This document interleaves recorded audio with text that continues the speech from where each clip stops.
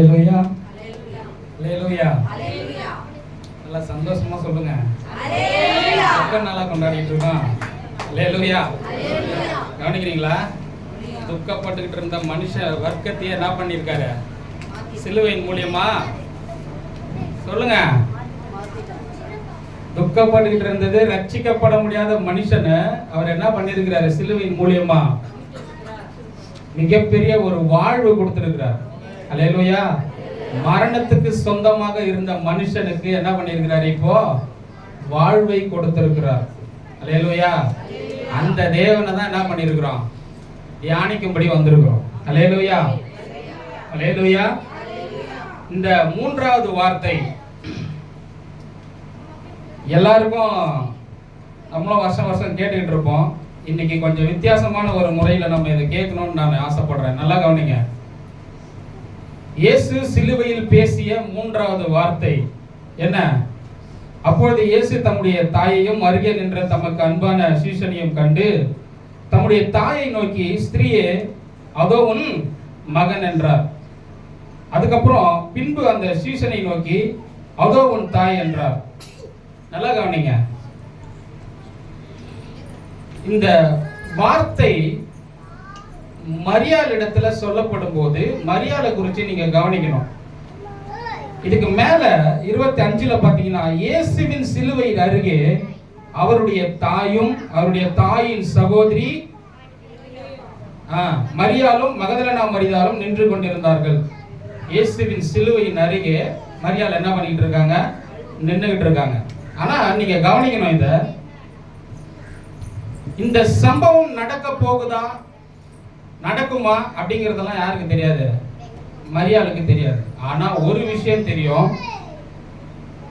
இவர் யாரு? தேவகுமாரன். நல்லா புரிஞ்சுங்க. அவன் எனக்கு மகன் அப்படிங்கிறது அடுத்த கட்டம். அவர் தேவனுடைய குமாரன் அப்படிங்கறத தான் அந்த இடத்துல திரும்ப என்ன பண்றாருன்னா மரியாளுக்கு ஞாபகப்படுத்துகிறார். கவனிக்கிறீங்களா? சில நேரங்கள்ல 1000 தான் இருந்தாலும் நீங்க என்ன பெற்றிருக்கலாம், ஆனா நான் உங்களுக்கு என்ன இல்லை? சொந்தமானவன் இல்லை. நான் ஒரு நோக்கத்துக்காக இந்த பூமிக்கு என்ன பண்ணப்பட்டிருக்கேன்? அனுப்பப்பட்டிருக்கேன். அதனாலதான் பாருங்க, மரியாள் கர்ப்பவதி ஆகும் போது தேவ தூதன் என்ன பண்றான்னு சொன்னா ரொம்ப தெளிவா சில விஷயங்களை உன்னதமானவரின், கவனிக்கிறீங்களா? வாசிக்கிறீங்களா? அத லூக்கா 1:30. ஏன்னா சில விஷயங்களை நம்ம வாசிக்கும் போதுதான் இந்த சம்பவம் ஏன் நடந்துச்சு, அவர் என்ன சொல்ல வருகிறார், தேவன் அங்க என்ன சொல்ல வருகிறார் அப்படிங்கிற விஷயத்தை தெளிவு நமக்கு என்ன பண்ண உண்டாகும். 1:30 பாருங்க. தேவதூதன் அவளை நோக்கி, மரியாளே, பயப்படாதே, நீ தேவனிடத்தில் கிருபை பெற்றாய். இதோ நீ கர்ப்பவதியாகி ஒரு குமாரனை பெறுவாய். அவருக்கு இயேசு என்று பெயரிடுவாயாக. இயேசு என்று பெயரிடுவாயாக. அவர் பெரியவராய் இருப்பார். உன்னதமானவருடைய குமாரன் எனப்படுவார். கர்த்தராகிய தேவன். நல்லா கவனிங்க. உன்னதமானவருடைய குமாரன். அப்போ மரியாளுடைய குமாரன்ங்கிறது அடுத்த கட்டம். நல்லா புரிஞ்சுக்கணும். சில விஷயங்களை வசனத்தோடு ஒன்றி போனோம். சம்பந்தப்பட்ட எங்கெங்க இருக்கு அப்படிங்கறத நம்ம என்ன பண்ணோம்? கண்டுபிடிக்கணும். அதுதான் சொல்றேன். மரியாள் அந்த காலகட்டத்தில் எல்லாரும் என்ன பண்ணிட்டு இருந்தாங்க? அநேக ஸ்திரீகள் என்ன பண்ணிட்டு காத்துக்கிட்டு இருந்தாங்க. மேசியா ஒருத்தர் என்ன பண்ண போறாரு? பிறக்க போகிறார் அப்படின்னு. அதுல ஒரு ஆள் மரியாள். மரியாளினுடைய வயிற்றுல தேவன் என்ன பண்ண போறாரு? பிறக்க போறாரு. தேவதூதன் அறிவிக்கிறார். அந்த சம்பவத்துல என்ன நடக்குதாங்க? அவர் பெரியவரா இருப்பார். உன்னதமானவருடைய குமாரன் எனப்படுவார். நல்ல கவனிங்க. இந்த ஒரு பகுதி போதும். உன்னதமானவருடைய குமாரன். அப்போ மரியாளுக்கு ஆல்ரெடி என்ன பண்ணப்பட்டாச்சு? தேவதூதன். இயேசு வர்றதுக்கு முன்னாடி தேவதூதன் மூலமாவே சொல்லப்பட்டாச்சு, நீ கர்ப்பவதி ஆக போற, ஒரு குழந்தைய பெற போற. அது யாரு? உன்னதமானவருடைய குமாரன். நல்லா புரிஞ்சுங்க. அப்போ என்னுடைய குமாரன்ங்கிறத நம்ம அங்க உரிமை பாராட்டவே முடியாது. அல்லேலூயா, அல்லேலூயா.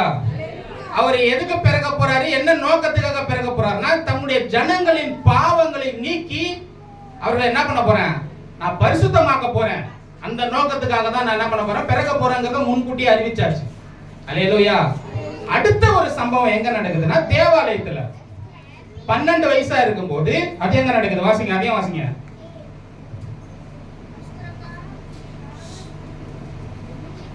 லூக்கா 2:41.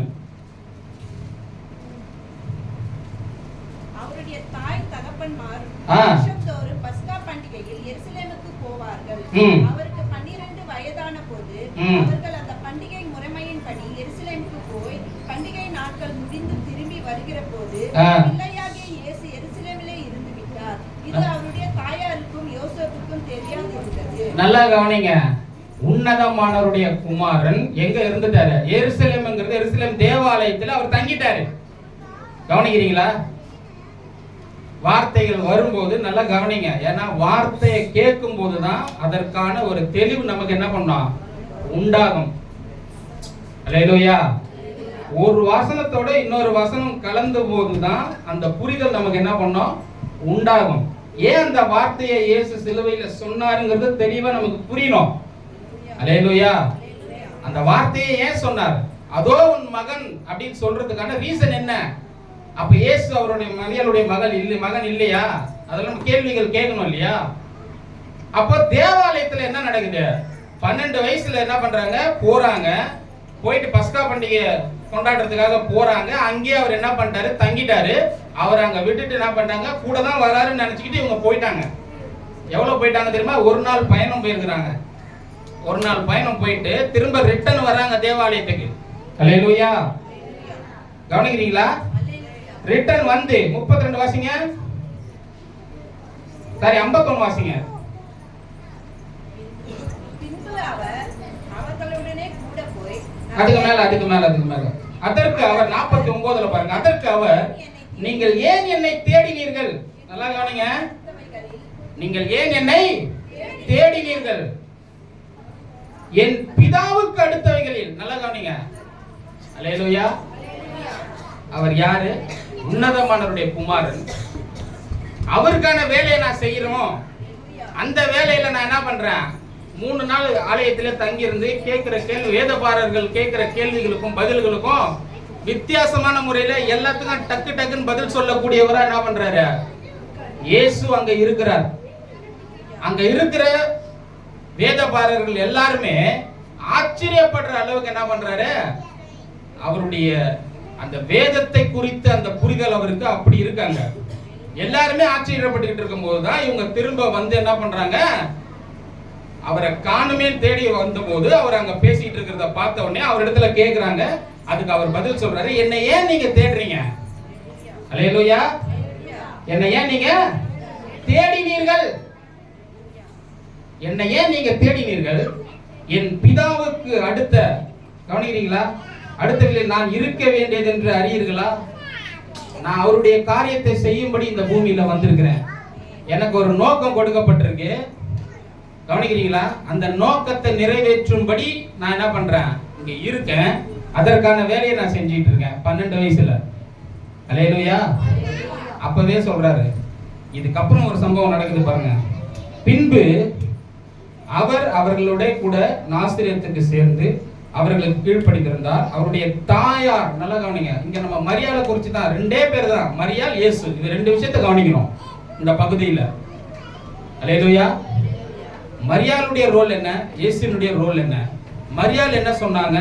இயேசு என்ன சொன்னார்? இதுதான் கவனிக்கணும். நம்ம கீழ்ப்படிந்திருந்தார். அவருடைய தாயார் இந்த சங்கதிகள் எல்லாம் தன் இருதயத்திலே வைத்துக் கொண்டாள். அல்லேலூயா. அப்ப என்ன நடந்திருக்கும்? கொஞ்சம் யோசித்து பாருங்க. தேவதூதன் பிறக்கிறதுக்கு முன்னாடியே விஷயத்தை சொல்லிட்டான். உன்னதமானவருடைய குமாரன் என்ன பண்ண போறாரு? உனக்காக பிறக்க போகிறார். உன் வயித்துல என்ன பண்ண போறாரு? உன்னதமானவருடைய குமாரன் பிறக்க போகிறார். அவர் ஜனங்களுடைய பாவங்களை நீக்கி என்ன பண்ண போறாரு? எல்லாரையுமே என்ன பண்ண போறாரு? சுத்தம் பண்ண போகிறார். ஜனங்களுடைய பாவங்களை நீக்குவதற்காக தான் அவர் என்ன பண்ண போறாரு? பிறக்க போறார். அவருக்கு இயேசுன்னு பெயர் வைன்னு சொல்லியாச்சு. அதுக்கப்புறம் இங்க என்ன நடக்குது? இயேசுவே தன்னுடைய வாயை திறந்து சொல்றாரு, என்னை எதுக்கு நீங்க தேடுறீங்க? நான் அவருடைய நோக்கத்தை நிறைவேற்றும்படி நான் நிறைவேற்றுவதுதான் என்னுடைய முக்கியமான வேலையா இருக்கிறதுனால என்னை எதுக்கு நீங்க தேடுனீங்க அப்படின்னு கேட்கிறார். அல்லேலூயா. இந்த விஷயத்தை கேள்விப்பட்ட உடனே மரியாள் தன்னுடைய இருதயத்தில் அதை என்ன பண்றா? வச்சு யோசிக்க ஆரம்பிச்சுட்டா. அல்லேலூயா. அல்லேலூயா. கவனிக்கிறீங்களா? மரியாளுக்கு இயேசு மட்டும் தான் பிள்ளைன்னு நினைக்கிறீங்களா? மரியாளுக்கு எத்தனை பிள்ளைங்க? அல்லேலூயா. நல்லா கவனிங்க. இயேசு, அதாவது மரியாள் கன்னியா இருக்கும்போது இயேசுவை என்ன பண்ணாங்க? பெற்றெடுத்தாங்க. கவனிங்க. அதுக்கப்புறமா யோசேப்பின் மூலமா, யோசேப்பு அது வரைக்கும் மரியாதை அறியாது இருந்தான்னு சொல்றது அது வேற பிசிக்கலா. அல்லேலூயா. ஆனா அதுக்கப்புறம் அவங்க யோசேப்புக்கும் மரியாளுக்கும் எத்தனை பிள்ளைங்க? கிட்டத்தட்ட 6 பிள்ளைங்க. எங்க இருக்குதுன்னு வாசிக்கிறீங்களா? மார்க் 6ஆம் அதிகாரம் எடுங்க. மார்க் 6 3ஆம் வசனத்துல பாருங்க.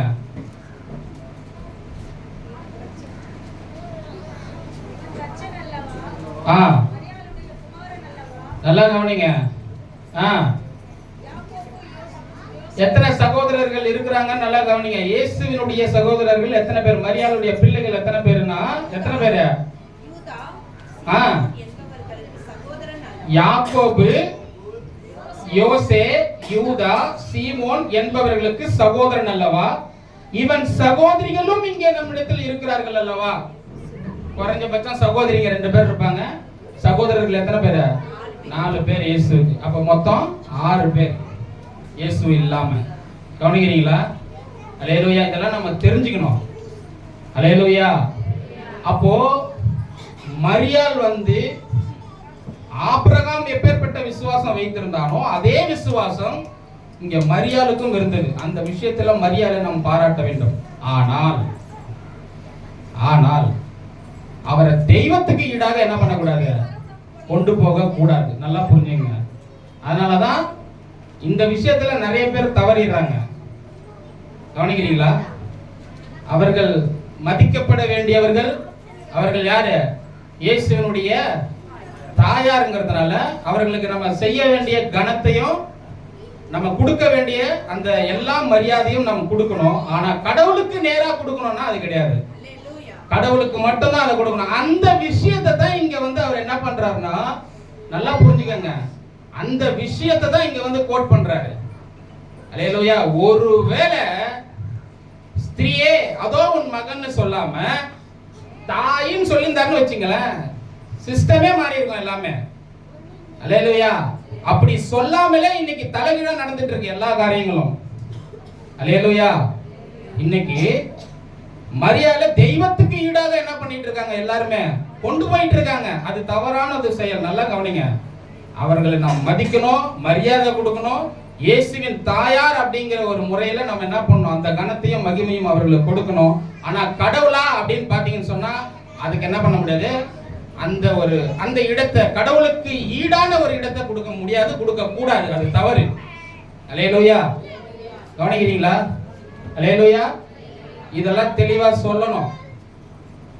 அப்பதான் என்ன பண்ணணும்? புரியும். அந்த விஷயத்தை தான் அவர் அங்க மென்ஷன் பண்ற ரீசனே அதான். அங்க அரிகள் நின்னுட்டு இருக்காங்க, அழுதுகிட்டு இருக்காங்க. அப்ப அவர் தெளிவா சில விஷயங்களை சொல்றாரு. ஸ்திரீன்றாரு. ஸ்திரீயர் எல்லாருமே சொல்றதுதான். 2 விஷயம் 2 இடத்துல அவர் சொல்றாரு. ஒண்ணு காணா ஒரு கல்யாணத்துல என்ன பண்றாரு? திராட்சை ரசம் குறையப்படுது. எல்லாரும் அங்க என்ன பண்றாங்க? அங்க எல்லாரும் தவிச்சுக்கிட்டு இருக்காங்க. அப்ப மரியாள் இயேசுவினிடத்துல திராட்சை ரசம் குறையப்பட்டிருக்குன்னு சொல்லும்போது, ஸ்திரீயே உனக்கும் எனக்கும் என்ன? என் வேலை இன்னும் வரல. அங்கேயும் சில விஷயங்களை என்ன பண்றாரு? மென்ஷன் பண்றாரு. அல்லேலூயா. அதனால மரியாதை பொறுத்த வரைக்கும் ரொம்ப தெளிவா இருக்கிறாங்க. அல்லேலூயா. எனக்கு தெரிஞ்சு ஒரே ஒரு கவலையில இருந்திருப்பாங்க, இதுக்கப்புறம் என்ன பாத்துக்கிறதுக்கு யார் இருக்கா? நல்லா கவனிங்க. இந்த உலகத்துல இவர் போயிட்டாரு, இவரை சிலுவையில் அரைஞ்சிட்டாங்க, இவர் என்ன பண்ண போறாரு? மரிக்க போறாரு. ஆனா இதுக்கப்புறம் என்ன பாதுகாக்க யார் இருக்கா? இந்த குடும்பத்தை கண்காணிக்க யார் இருக்கா? இந்த குடும்பத்தை தாங்க யார் இருக்கா? அப்படிங்கிற அந்த கவலை இருக்கு இல்லையா? அதையும் அவர் அறிந்தவர். அதனாலதான் அந்த சிலுவையில கூட அவளுக்கு யோவானை என்ன பண்றாரு? பாதுகாப்பாகவும் பராமரிப்புக்காகவும் யோவானை என்ன பண்றது? ஆயத்தம் பண்றாங்க. அல்லேலூயா. அல்லேலூயா. ஆனா நீங்க புரிஞ்சுக்க வேண்டியது, நம்ம புரிஞ்சுக்க வேண்டியது ரொம்ப மிக முக்கியமான விஷயம் இதுதான். அவர் தனித்துவம் வாய்ந்தவர். அவர் தேவனுடைய குமாரன். அல்லேலூயா. மரியாளுடைய குமாரன் அப்படிங்கறத அந்த இடத்துல அவர் என்ன பண்ணல, சொல்லாம சொல்றார். நான் யாரு? தேவனுடைய குமாரன். ஒரு நோக்கத்துக்காக வந்திருக்கிறேன், அந்த நோக்கத்தை நிறைவேற்றி கொண்டிருக்கிறேன். அல்லேலூயா, அல்லேலூயா. நிச்சயமா சொல்றேன், மரியாள் அங்க நின்னு யோசித்திருப்பாங்க. அல்லேலூயா. நடந்தது எல்லாத்தையும் யோசித்திருப்பாங்க. அல்லேலூயா. கவனிக்கிறீங்களா? ஆனா அந்த மரணத்தை பத்தி அவங்க யோசித்திருக்க மாட்டாங்க. இப்படிதான் இவர் மரிக்க போறார் யாருக்குமே தெரியாது. பிதாவுக்கும் இயேசுவுக்கும் மட்டுமே தெரிஞ்ச விஷயம். அல்லேலூயா. கவனிக்கிறீங்களா? பிதாவுக்கும் இயேசுவுக்கும் தெரிந்த அந்த விஷயம். என்ன நினைக்கிறாங்க?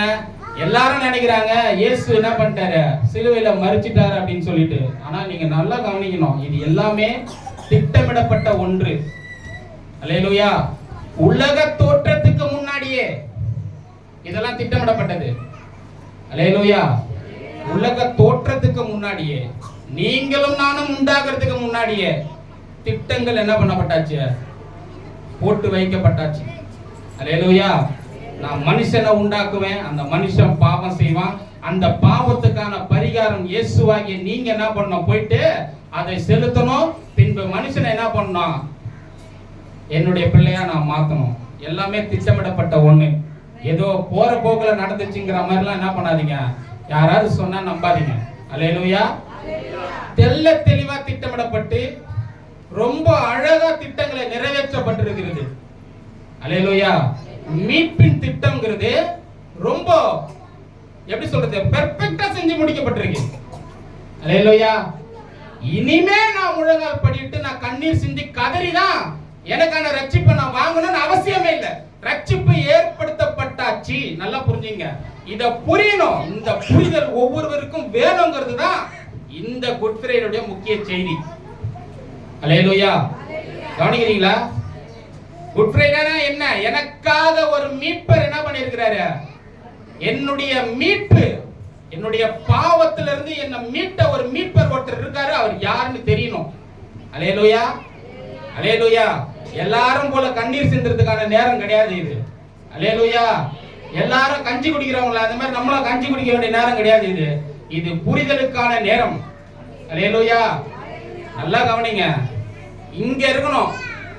அவர் என்ன செய்திருக்கிறார், ரட்சிப்பை 2000 வருஷத்துக்கு முன்னாடி எனக்கு என்ன பண்ணிருக்கிறாரு, பாவத்திலிருந்து என்ன மீட்டு இருக்கிறாருன்னு சொன்னா, அப்ப இன்னைக்கு நான் யார், அவருடைய பிள்ளைங்கிற அந்த அது புரியணும் முதல்ல. அது புரியாத வரைக்கும் நான் பிள்ளைங்கிற எண்ணமே எனக்கு வராது. அல்லேலூயா. என் மீட்பர் அவர். கவனிக்கிறீங்களா? ஒரு விஷயம் நான் சொல்றேன், இந்த ரட்சிப்புல ஏதாவது ஒரு கோளாறு இருக்குதுன்னு சொன்னா அது என்கிட்ட தான் இருக்கு, நம்ம தவிர அவர் கையில கிடையாது. ஏன்னா அவர் எல்லாவற்றையும் சரியாய் செய்து முடித்தவர். கவனிக்கிறீங்களா? ரட்சிப்ப எல்லாவற்றையும் சரியாய் செய்து முடித்திருக்கிறார். அல்லேலூயா. தன்னுடைய தாய் கூட அந்த இடத்துல கவலைப்படக்கூடாதுங்கிறதுக்காக அந்த நேரத்திலையும் நான் ஒரு நோக்கத்துக்காக வந்தவர், என்னுடைய நோக்கத்தை நான் நிறைவேற்றி கொண்டிருக்கிறேன், என் பிதாவின் சித்தத்தின்படி எல்லாமே நடந்துட்டு இருக்குது. அல்லேலூயா. அதனால நீ என்ன பண்ணாத, இத பத்திலாம் கவலைப்படாத. உன்னை பராமரிக்க ஒருத்தனை நான் என்ன பண்றேன், ஏற்படுத்துறேன், நாங்க ஏற்படுத்திட்டு போறார். அல்லேலூயா. கவனிக்கிறீங்களா? அல்லேலூயா, அல்லேலூயா, அல்லேலூயா. ஆமா. அதனால என்ன பண்ணுங்க, என்ன பண்ணுங்க, தைரியமா நில்லுங்க. தைரியமா கிருபாசன தண்டல நம்ம நெருங்கணும், அவருடைய பிள்ளையா நெருங்கணும். அல்லேலூயா. இந்த புரிதலும் இந்த அறிவும் தான் ஒரு கிறிஸ்தவனுக்கு ரொம்ப முக்கியமா வேண்டும். அல்லேலூயா, அல்லேலூயா. பாவம் இல்லாத அவர் பாவமானார், நீதினா என்னன்னே தெரியாத என்ன நீதிமானாய் மாற்றும்படி. அல்லேலூயா. குமாரன் சொன்னா போல, அல்லேலூயா, ஒரு வார்த்தை, பிதாவே இவர்களுக்கு மன்னியம் தாங்கள் செய்கிறது இன்னதென்று அறியாது இருக்கிறார்கள். அந்த அறியாது இருக்கிறாங்க பாத்தீங்களா, அந்த அறியாத இருக்கிற கேட்டகரியில தான் நாம எல்லாருமே இருக்கிறோம். அங்க அங்க இருக்கிறவங்களை மட்டும் அவர் பார்த்து சொல்லல, பொதுவா மொத்த பேரையும் தான் சொல்றாரு. இன்னைக்கு இருக்கிற அநேக கிறிஸ்தவர்களே அறியாததான் இருக்கிறாங்க அவரை. அல்லேலூயா. தாங்கள் செய்கிறது இன்னதென்று அறியாது இருக்கிறார்கள். எதுக்கு ஜெபிக்கிறோம், எதுக்கு உபவாசம் போடுறோம், எதுக்கு கோயிலுக்கு வரோம், எதுக்கு அவருடைய வார்த்தையை கேட்கிறோம், எல்லாமே அறியாம தான் செஞ்சிட்டு இருக்காங்க. ஆனா நான் ஒண்ணு சொல்றேன் பாருங்க, இதை நாம் அறிந்தோம் என்றால் யாரும் உங்களுக்கு ஒரு வார்த்தை சொல்ல வேண்டிய அவசியமே இல்லை, நீங்களே வந்து நிப்பீங்க. அல்லேலூயா. அவரை இன்னும் அதிகமாய் நீங்கள் தேடுவீங்க. அன்பு அவர் மேல உங்களுக்கு அளவில்லாமல் வரும். ஒரு விஷயம் சொல்றேன் பாருங்க, அவர் அன்லிமிட்டட் காட். அன்பு அவர்கிட்ட ஏராளமா கொட்டி கிடக்குது. அதெல்லாம் அவரால் என்ன பண்ண முடியாது. இன்னைக்கு நீ வந்து நம்ம பேசுறோம் பாருங்க, இதெல்லாம் அன்பே கிடையாது. நீ என்கிட்ட அன்பு காட்டு, நான் அன்பு காட்டுறேன். நீ என்கிட்ட பேசு, நான் உங்ககிட்ட பேசுறேன். இதெல்லாம் அன்பே கிடையாது. அல்லேலூயா. அன்பு எங்க இருக்குதுன்னா சிலுவையில இருக்குது.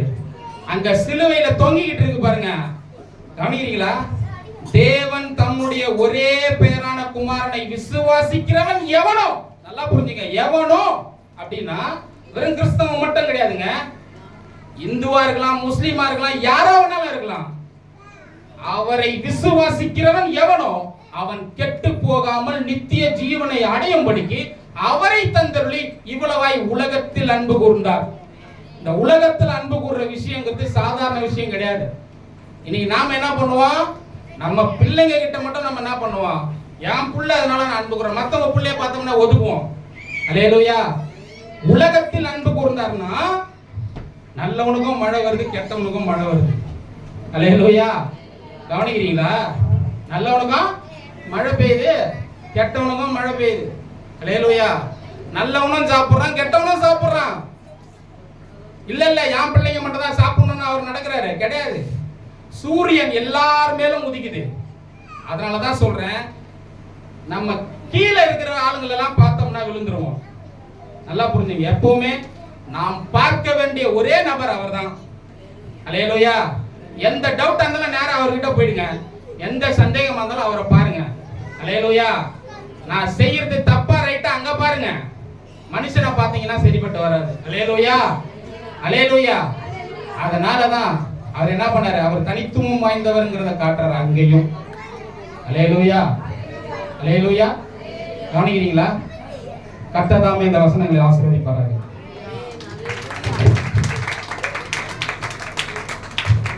அல்லேலூயா.